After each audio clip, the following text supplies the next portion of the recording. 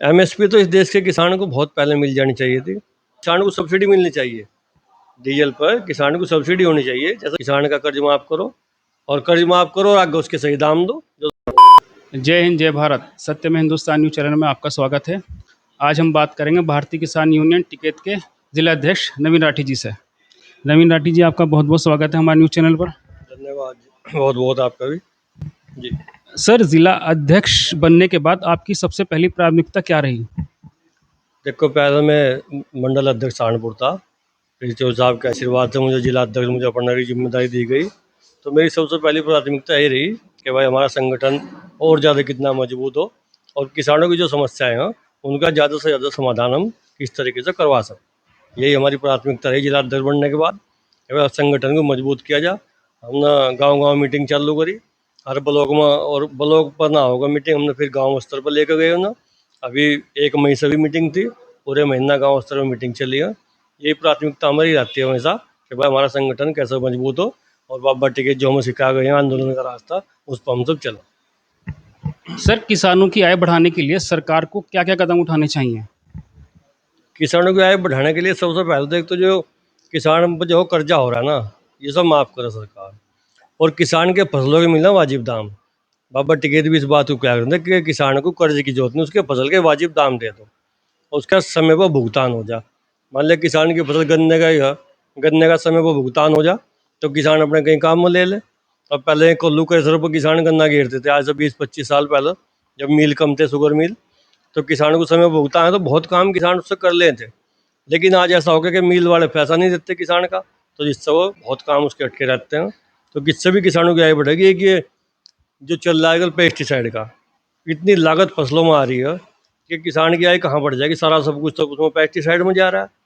इतना खर्चा है कि बीघे पर आ रहा है कि इतनी आमदनी नहीं है।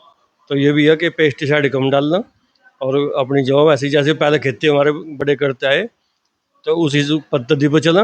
इतना तो देखो संभव नहीं जैसे पहले कर रहे थे, लेकिन कुछ ना कुछ उसमें जो घटा जा सकता है पेस्टिसाइड कम डालना। अब पहले पेस्टिसाइड है ही नहीं था, पहले सिर्फ वो गैमक्सीन आवती, उसका छिड़काव हो जाता या यूरिया का कट्टा गिर देते गद्दा। और अब तो इतना पेस्टिसाइड है कि वह पूछो मत। किसान कर्ज बंदी रहा है इनका दुकानदारों का, और जब फसल का पैसा आता आधा दुकानों पर चला जा। तो ये है। एमएसपी पे आपकी क्या राय है सर?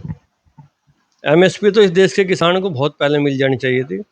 अभी गाजीपुर आंदोलन चला, तो हमारा भारतीय किसान यूनियन का एसकेएम का 13 महीने आंदोलन चला। वो सरकार ने वादा किया था एमएसपी देने का, लेकिन आज तक एमएसपी नहीं दी गई।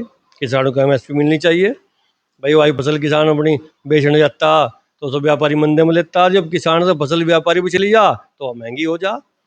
तो इससे नुकसान किसे? किसान को, देश के अन्नदाता को लूट रहा है किसान। तो एमएसपी तो बहुत पहले मिल जानी चाहिए थी, लेकिन चलो आज भी हम कह रहे तो साहब टिकैत साहब राकेश जी मांग उठाते रहते हैं समय समय पर कि हमारे किसानों को एमएसपी मिलनी चाहिए। तो सरकार इसमें देर ना करो और एमएसपी किसान को दे। राठी जी, जिस तरह से पेट्रोल डीजल के दाम बढ़ रहे हैं, तो इससे किसानों पर क्या फ़र्क पड़ रहा है? पेट्रोल डीजल के दाम बढ़ने किसान पर भी फर्क काफ़ी पड़ रहा है जी। मान लिया किसान अपनी सिंचाई के लिए ट्रैक्टर चलाता है, इंजन चलाता है, उसमें डीजल की आवश्यकता पड़ती है, तो वो किसान पे मार पड़ती है उस चीज़ की। या कहीं भी मंडी में अपनी फसल लेकर जाएगा या ट्रैक्टर से और कुछ काम करेगा। और भी ऐसे बहुत से मामले हैं जिसमें किसान को डीजल की जरूरत पड़ती है, पेट्रोल की जरूरत पड़ती है। तो किसान पर क्यों नहीं मारा है? किसान को तो बहुत ज़्यादा मारा। इतने रेट नहीं बढ़ने चाहिए, इतने बढ़ा रहे। किसान को सब्सिडी मिलनी चाहिए। डीजल पर किसान को सब्सिडी होनी चाहिए, जैसे यूरिया पर सब्सिडी सरकार दे रही है, तो डीजल पर भी सब्सिडी देनी चाहिए। ये मांग हमारी है। सर, मुजफ्फरनगर में फैक्ट्रियों के द्वारा प्रदूषण हो रहा है और इससे लगातार बीमारियां बढ़ रही हैं, तो उसके बारे में आप क्या कहना चाहेंगे? फैक्ट्रियों पर जो प्रदूषण हो रहा है, इसमें जो वहाँ के निवासी हैं हमारे यहाँ, ये कई गाँव में प्रभावित हैं। कई लोग तो कैंसर से मर चुके हैं और बहुत लोग उसमें कैंसर से पीड़ित हैं। तो ये जल्द से जल्द इस पर रोक लगनी चाहिए। पीछे भी इसमें बड़े बड़े हंगामे हुए बहुत, लेकिन कुछ तो कंट्रोल हुआ, लेकिन जितना कंट्रोल होना चाहिए पूरा नहीं हुआ। तो ये कंट्रोल होना चाहिए। ये लोग, जनता मर रही है, सरकार को इस बारे में ध्यान देना चाहिए। हुआ कंट्रोल, ऐसी बात नहीं, लेकिन अभी और जरूरत है उस पर काम करने की। यहाँ के अधिकारियों को, इस जिले के, चाहे डीएम साहब हों, चाहे दूसरे अधिकारी हों, प्रदूषण विभाग के अधिकारी हों, उन्हें सबको इस पर काम करने की भी जरूरत है। क्योंकि ये तो, अगर कोई आप जाकर देखो वहाँ का, आप पानी नहीं पी सकते, इतना बुरा हाल वहाँ थी ना 8-10 गाँव में है। तो इस पर भी काम करने की जरूरत है और ज़्यादा। सर मौजूदा सरकार के कार्यकाल को आप किस तरह से देखते हैं? भाई जो मान लो 9 साल 9.5 साल तो उत्तर प्रदेश सरकार को हो लिए, और 12 साल केंद्र सरकार को हो लिए। कल परसों मिठाई भी बांट रहे हैं केंद्र सरकार वाले। अब 12 साल हो लिए हमारी सरकार को, लेकिन किसानों के हित में कोई ऐसा बड़ा काम अभी हम तो दिखाई दिया नहीं सरकार का। किसानों के हित में भी तो सोचना चाहिए, खाली व्यापारियों के लिए सोचते हैं। किसान कहाँ जाएगा इस देश का? जो इन्होंने वादे किए में पूरे नहीं करते, तो कार्यकाल किसानों के हित में तो इतना अच्छा हम मानते नहीं। 2021 में हमारे भारतीय किसानों के राष्ट्रीय प्रवक्ता चौधरी राकेश टिकैत जी से सरकार की बात हुई थी। तारीख तो मेरे ध्यान नहीं, लेकिन आज तक कोई बात नहीं हुई। जब किसानों से बात करेंगे तो चौधरी साहब टिकैत साहब ने सुझाव देंगे, उस पर ये काम करें। लेकिन ये बात करना ही नहीं चाहते किसान था, पता नहीं ना क्या दिक्कत है। तो हम तो इतना अच्छा कार्यकाल सरकार का ये मानते नहीं। किसानों के हित में कोई अच्छा फैसला इनका नहीं है।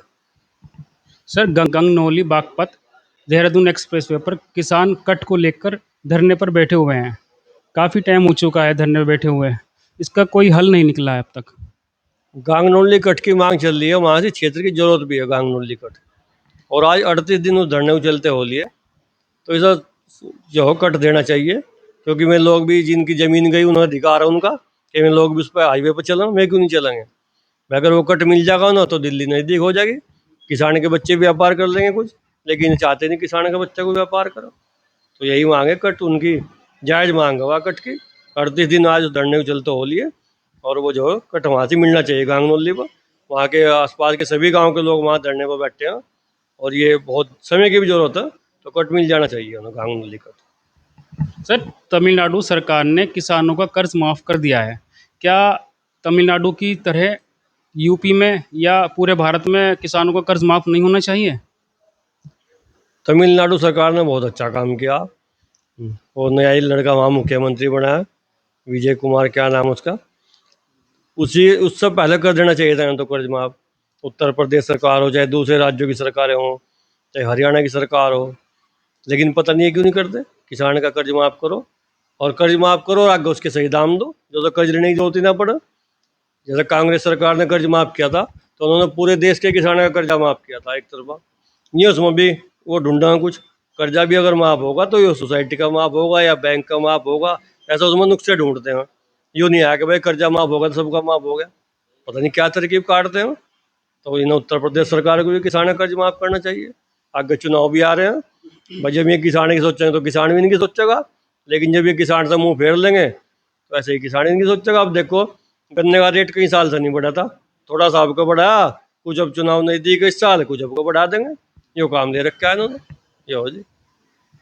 सर हर साल भारतीय किसान यूनियन हरिद्वार में चिंतन शिविर का आयोजन करते हैं, को इसका इस उद्देश्य क्या है? इसका उद्देश्य है कि हमने 6 महीने में क्या किया संगठन ने हमारे, उसकी समीक्षा सभी पदाधिकारियों की, हमारे जिला अध्यक्ष, हमारे मंडल अध्यक्ष, उससे ऊपर के पदाधिकारी जो भी हैं, क्या तो संगठन में क्या कर रहे हैं, गांव गांव जा रहे हैं, कितने सदस्य बनाए गए, कितने आंदोलन हुए, कितने धरने हुए, उन सब की रिपोर्ट वहाँ से हम हरिद्वार में देंगे अपनी हर जिले की। जैसे मैं मुजफ्फरनगर जिला अध्यक्ष हूँ तो मैं अपनी रिपोर्ट वहाँ से सौंपूँगा प्रदेश अध्यक्ष जी को, और फिर उसकी समीक्षा होगी। फिर इसमें जनवरी के महीने में ये 16, 17, 18 तारीख को इलाहाबाद में चिंतन शिविर होगा। फिर 6 महीने की समीक्षा वहाँ होती है। तो ये लगभग 40 सालों से ये चिंतन शिविर चला आ रहा है।